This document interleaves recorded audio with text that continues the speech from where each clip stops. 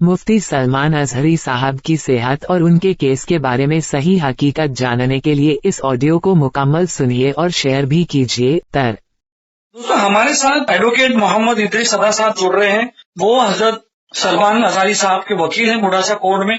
आपको पता है कि 5 दिन की उनको रिमांड मिली है। इदरीस साहब, अस्सलाम वालेकुम। वालेकुम, बोलिए। इदरीस भाई, पहले तो ये बताइए कि एक वीडियो वायरल हो रहा है जिसमें लोगों को इंतजार है कि भाई हजरत इतने थके हुए ऐसे लिम्बिंग क्यों वॉक कर रहे हैं, क्या हजरत के साथ जो है गलत व्यवहार हुआ है या उनको टॉर्चर दिया गया है। बहुत सारा एक वीडियो वायरल हो रहा है। मैं चाहता हूँ कि पहले आप उसके बारे में बताएं, फिर हम बेल के बारे में बात करेंगे।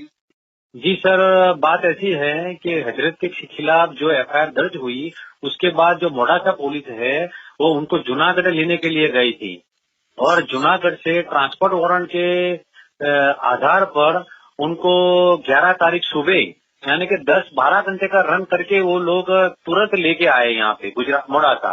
यानी जूनागढ़ से ट्रांसपोर्ट वारंट के जरिए मोडासा लाए और मोडासा 5 बजे सुबह आए और 5 बजे आने के बाद थोड़ा बहुत रेस्ट किया और उनको 1 बजे कोर्ट में लेके आए, न्यायालय में। यानी कि जो 10-12 घंटा का जो सफर था उसके अंदर हजरत थोड़े थके हुए थे और साथ में उन्होंने रोजा भी रखा था। अच्छा, रोजा रखा, माशाअल्लाह। हाँ, और रोजा भी रखा हुआ था। और इसमें मैंने उनको पूछा कि आपकी तबीयत कैसी है, कि नहीं कि मेरी तबीयत ठीक है, मगर ये ट्रांसपोर्टेशन की वजह से थोड़ा मेरे को बैक पेन पहले से ही है। हाँ, वो वीडियो में बता रहे हैं लिम्बिंग, वो मतलब थोड़ा सा वो करके चल रहे हैं, उनके चेहरे में भी वो लग रहा है। हाँ, यानी कि वो मुसाफरी ट्रांसपोर्टेशन की वजह से उनकी थकान भी थी और उनको थोड़ा बहुत बैक पेन था और उन्होंने रोजा भी रखा हुआ था। मैंने पूछा उनको कि आपने खाना वाना खाया, तो कहने मेरा रोजा हुआ है।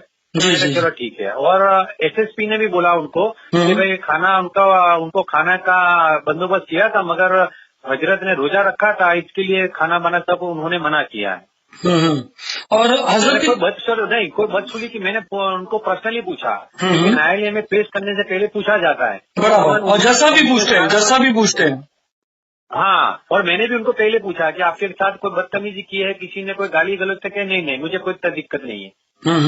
कैसा व्यवहार हुआ है? लोग जानना चाहते हैं। लोगों ने सोचा कि जो है मुंबई से जब एटीएस लेके गई थी यहाँ से गुजरात पुलिस, तो यहाँ पे मुंबई पे उनके जो चाहने वाले थे उनमें एक तरह से एक नाराजगी थी कि भाई ऐसा लेके गए, क्योंकि यहाँ के वकील लोग बोले ऐसा ले जा नहीं सकते, और जो भी है वो लेके चले गए, लेके जाने में कामयाब है। उसके बाद से लोगों को फिक्र है कि हजरत की वहाँ पर गुजरात पुलिस हजरत से बदतमीजी करती होगी, क्या करती होगी। तो क्या लगता है आपको हजरत को देख के? नहीं, मैंने पर्सनली कल मैं उनके साथ ही था, पूरा 5-6 घंटे उनके साथ था और मैंने उनके बहुत अच्छी तरीके से बात की और उनको मैंने पर्सनली भी पूछा। जब पुलिस नहीं थी उसके बाद भी मैंने पूछा कि आपके साथ कोई बदसलूकी की है, तो उन्होंने बताया कि मुझे पुलिस गुजरात की यानी कि मोडासे की पुलिस ने उनको तू तक की बात नहीं, सिर्फ आप करके बात किया है। माशाल्लाह, क्या बात है। और ये जो जैसे बताया कि गाड़ी से उतर रहे हैं और थोड़ा वॉक कर रहे हैं, मतलब थोड़ा लिंपिंग कर रहे हैं, तो वो उसका भी उन्होंने बताया कि क्या बताया उन्होंने? बैक पेन था। यानी बैक पेन की वजह से थोड़ा थकान थी, रोजा था, इस वजह से यही है। पक्का ना सर ये? आपको क्या लगा? बैक पेन नहीं, मैंने और उन्होंने पर्सनली बताया कि उनको बैक पेन की वजह से और रिमांड के पहले पेश करने की वजह से भी उनको हॉस्पिटल में चेकअप करने के लिए गए और उनको गोली भी दिया था, टैबलेट दिया था, मगर रोजा होने की वजह से वो गोली ले नहीं सकते थे। इसलिए उन्होंने लिया नहीं। चलो, कमिंग बैक टू, ये तो आपने क्लियर कर दिया।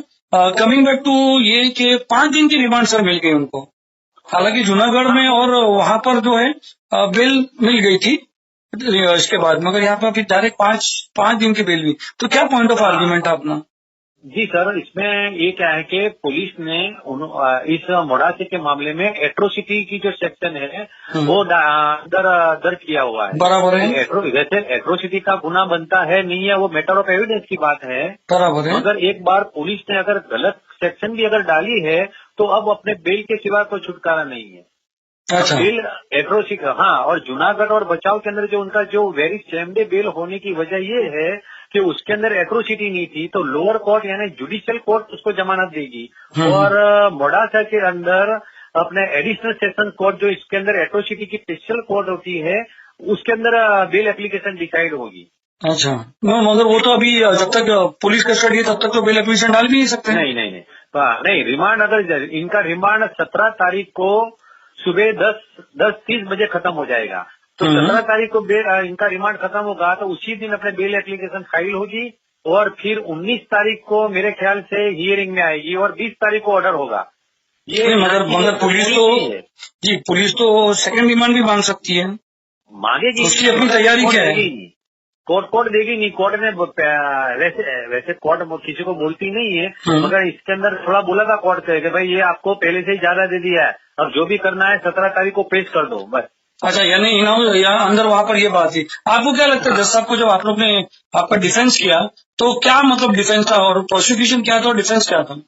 प्रोसिक्यूशन ये था कि भाई इन्होंने ये थोड़ा एग्रेसिव भड़काऊ भाषण दिया हुआ है, जो स्पीच है वो एग्रेसिव थी, उसके लिए एक समाज के अंदर दुश्मनावट पैदा हो सकती है ऐसी है, इसके लिए एफआईआर दर्ज हुई है। और हमने बोला कि हमने ऐसा कुछ बोला नहीं है, हमने तो सिर्फ ऐसा बताया कि भाई मुसलमानों की जो हालत है वो दलित से भी खराब है। तो हमने ऐसा नहीं बोला कि दलित खराब है, हमने तो ये बोला कि भाई दलित अच्छे और मुसलमान खराब है। एक सच्चर कमेटी की जो रिपोर्ट पेश हुई है संसद के अंदर, तो सच्चर कमेटी की रिपोर्ट के जरिए उन्होंने बताया, ये हमने बिल्कुल पेश की है। फिर जज साहब का क्या मतलब इसके ऊपर वो था?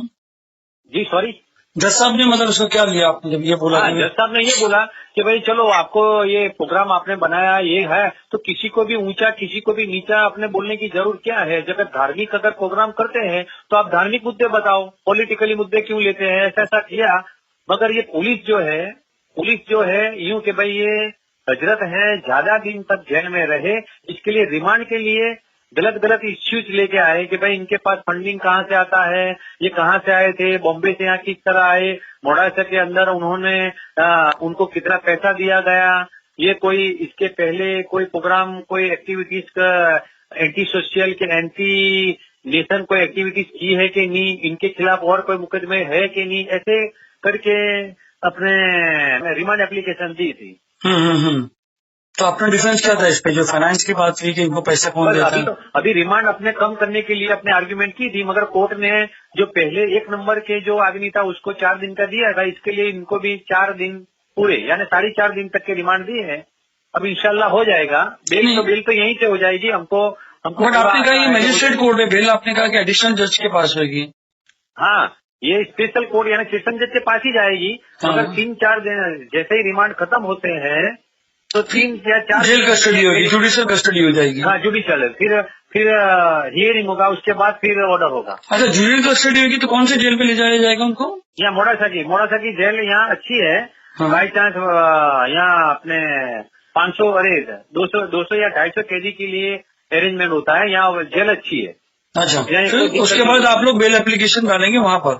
हाँ, हमारी तैयारी ऐसी है सर कि हम 17 तारीख को उनका 10:30 बजे रिमांड खत्म होता है, तो 17 तारीख को ही हम 1 या 2 बजे तक हम बेल पुटअप कर देंगे ऑनरेबल कोर्ट में। अच्छा, अगर जब तक एक और केस आ गया तो क्या करेंगे, उसकी क्या रेमेडी आपने ली आपकी वकीलों की टीम ने?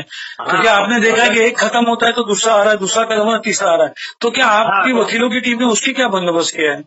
हाँ, उसके लिए जो मुफ्ती साहब है उनके बड़े भाई से ताल्लुकात हुए हैं, उनके साथ थोड़ी गुफ्तगू हुई है, तो उन्होंने अभी गुजरात हाईकोर्ट के अंदर जाने के लिए और एडवोकेट से बात की है कि भाई एक खत्म होता है दूसरा होता है, तो इसके लिए कोई ठोस एक्शन लेने के लिए हाईकोर्ट के अंदर पिटीशन करने की तैयारी की है।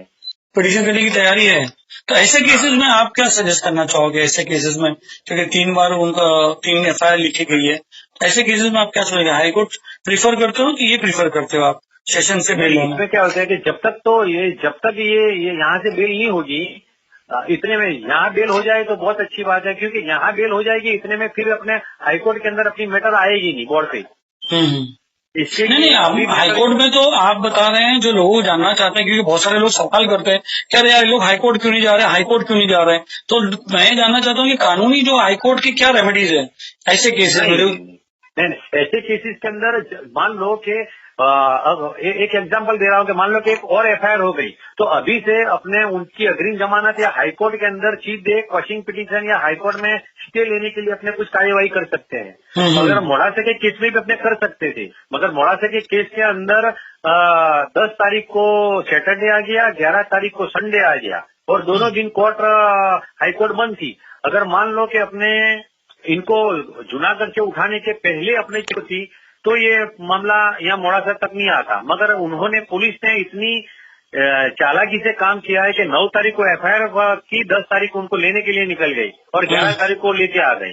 इसके लिए अपने को जो चांस जो मिलना चाहिए था वो मिला नहीं है। अच्छा, कुछ लॉ एक्सपर्ट्स कह रहे थे कि जो ये बॉम्बे में यहाँ से लेके गए थे तो यहाँ पर भी कुछ ऑप्शन था इनके पास।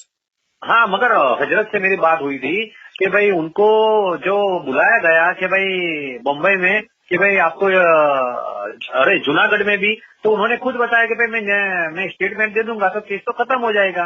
हजरत को थोड़ी सी ऐसी थी कि भाई ये इतना मामला गंभीर नहीं है। बहुत बहुत शुक्रिया आपका हमारे से बात करने, डिटेल में बताने, क्योंकि यहाँ पर बहुत सारे इद्रिस सदा साहब बहुत यहाँ पर लोगों में इंतजार था कि हजरत की वीडियो देख के लोगों को ऐसा लगा, आपने बता दिया कि वो रोजे में थे और उनके साथ कोई बदसलूकी नहीं की गई। एक बहुत अच्छी बात है, एक बहुत अच्छा खुलासा हुआ, लोगों की कम से कम इतनी तसल्ली तो होगी कि हजरत सही सलामत है। नहीं, बहुत अच्छा है यार। नहीं, कोई टेंशन लेने की, कोई भी है अपने इनके मोहब्बत करने वाले, किसी को टेंशन लेने की जरूरत नहीं है। यहाँ सब अच्छा है, बस ये परेशानी है कि थोड़ी जेल कस्टडी है, हो जाएगा सब। बहुत बहुत शुक्रिया। इस ऑडियो को शेयर कीजिए और